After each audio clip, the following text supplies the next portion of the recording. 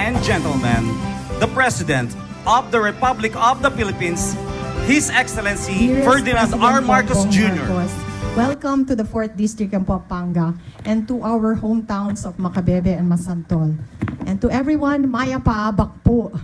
We are deeply honored by your presence today at the inauguration of the first ever climate change loan of the Philippines, the Integrated Disaster Risk Reduction and Climate Change Adaptation in the low-lying areas of Pampanga Bay.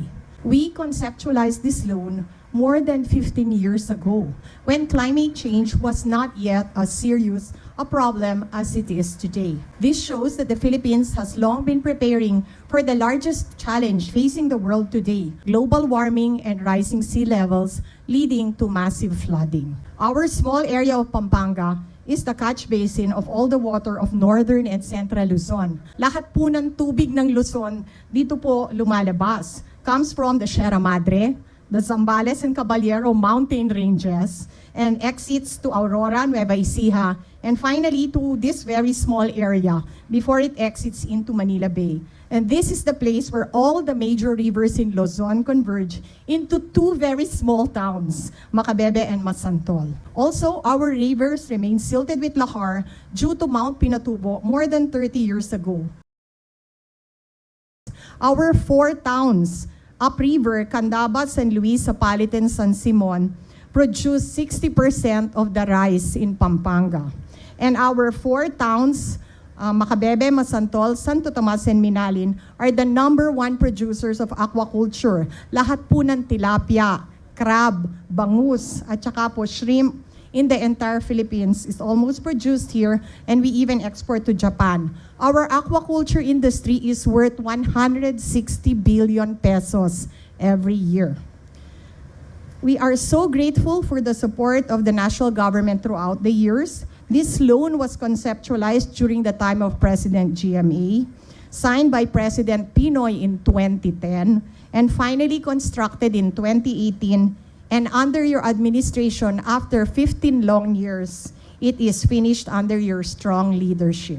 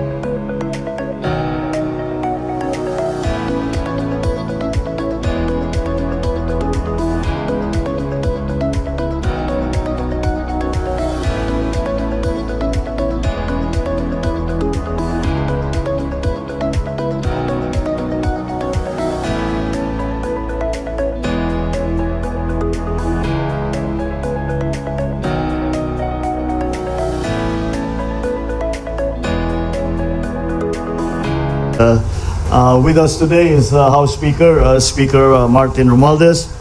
Of course, His Excellency, the Ambassador of the Republic of Korea to the Philippines, His Excellency Lee Sang-hwa. Pampanga 4th District Representative Ana York Bondok, who is the whose district is the beneficiary of this very important and very extensive, large project for flood control. Patrol Party List Representative George Bustos. Pampanga Provincial Governor Dennis Padilla has also joined us. Masantol Municipal Mayor Jose Antonio Bustos, and all the other local chief executives and local officials present. My fellow workers in government, ladies and gentlemen, magandang umaga po sa inyong lahat. It is with great pleasure that I join you here today to inaugurate the Integrated Disaster Risk Reduction and Climate Change Adaptation Project, Stage 1. A project made possible with the help from our friends in the Korean government, and has as a response to the eruption of Mount Pinatubo in June 1991 that spewed massive amounts of volcanic ash that covered vast swaths of the province of Pampanga. This led to heavy siltation along the streams, rivers, all the waterways, decreasing the discharge capacities and causing heavy flooding during the rainy season, especially in the low-lying municipalities of Macabebe, Masantol, Minalin, and Santo Tomas. The province has also suffered perennial loss of life and damage to properties due to heavy flooding. So it had to be addressed through the construction of these flood control structures. In response, the Philippine government, with the technical and financial assistance of the Korean government, developed a study which became the foundation for the construction of structural measures that we now have the privilege to inaugurate. The IDRR CCA-1 costs more than 7 billion pesos, and it aims to mitigate flood damage by increasing the discharge capacity of the Third River, the Eastern Branch River, the Sapang Maragol River, and the Katuwang River. To fully realize the project's benefits and provide long-term solutions to flooding here in Pampanga, I am now instructing the Department of Public Works and Highways to ensure all of the IDRR CCA will be proceeding as scheduled. I have the assurance, as we were looking at the floodgates and the technical explanation of what this is, the ambassador assures me that the planning and the technical examination for stage 2 has already begun. Maraming salamat po. Once it is fully completed, the IDRR CCA will reduce the flood level and flood duration from 68 days to 17 days in the municipalities of Macabebe, Masantol, Minalin, and Santo Tomas. We are very optimistic that this will redound to improving the people's lives by enhancing the disaster resilience of all our communities. The DPWH has also completed several other flood control projects here in Region 3. Among these is the construction of a flood control structure at the Pampanga River in Gabaldon, Nueva Ecija. The flood control structure cost around 85 million pesos, was completed last May. Another completed project is the rehabilitation of the eroded bank of the Pampanga River at Kandanting, Arayat, and that project was cost 91 million pesos, was completed in October of last year. So let me assure all that the government, through the Public Works, will expeditiously complete the ongoing flood control projects here in Region 3. However, this is only half of the solution. Flood control projects are meant to help minimize the effects of flooding, and they will help in reducing the size of the areas affected, decreasing the height of the flood, and shortening the time for flooding to subside. With climate change and with the effects of an increasing overpopulation, we expect that we will experience more and more of these historic flooding events. For flood control to work, we must do our part in maintaining our canals and waterways and in recycling and properly disposing of our garbage. Rest assured that this government is working and doing all it can to pursue initiatives and programs to protect our citizens and the environment, to innovate current trends in disaster risk reduction and management, as well as to ensure heightened climate responsibility and justice.